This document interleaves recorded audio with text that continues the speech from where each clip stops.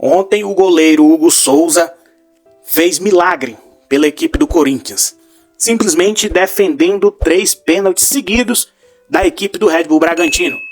Isso não é a primeira vez que acontece. Quando ele estava na Europa jogando em Portugal, também defendeu 3 pênaltis seguidos pelo time que ele estava emprestado, o Chaves.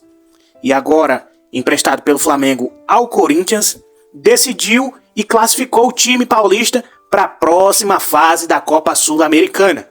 O Corinthians tem a opção de compra fixadas em 800 mil euros, quase 5 milhões de reais.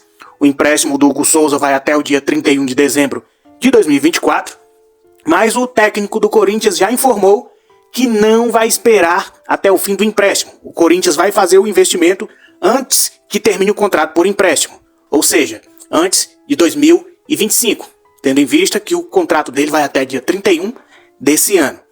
Porém, há uns dias atrás, o Corinthians atrasou a parcela do Mateuzinho, o lateral que também pertence ao Flamengo, que está emprestado com uma obrigação de compra ao Corinthians. Nesse caso, o Corinthians tem que pagar os quase 5 milhões de reais à vista para o Flamengo para que ele possa liberar o jogador em definitivo. E esse valor é apenas por 50% dos direitos econômicos do goleiro. Tem muita gente que está falando aí que o Flamengo cometeu um erro em emprestar ele para o Corinthians e vender ele para o Corinthians.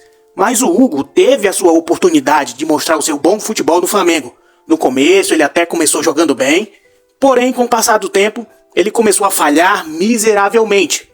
Então, como tem muita gente comentando nas redes sociais que foi um erro do Flamengo, dessa vez eu vou ter que concordar com a diretoria, porque ele teve as oportunidades, principalmente com o Paulo Souza, ex-técnico do Flamengo, mas não aproveitou. Por isso que o Flamengo emprestou ele para o Chaves de Portugal e agora emprestou para o Corinthians. Mas eu, sinceramente, acho ele um bom garoto, um bom goleiro. Nessa ida dele para a Europa ele pode ter amadurecido e agora, com certeza, está mostrando seu bom futebol no Corinthians. Espero que ele dê bons frutos. Wesley, lateral do Flamengo, não vai mais deixar o clube carioca. Isso porque o Flamengo não enviou a documentação a tempo à Atalanta. E o time italiano informou aos cariocas que estava desistindo da negociação. A Atalanta queria que o Wesley fosse liberado no próximo dia 23, mas o Flamengo enviou a documentação com a liberação para o próximo dia 26. Isso não agradou o time italiano, que informou que estava desistindo do negócio.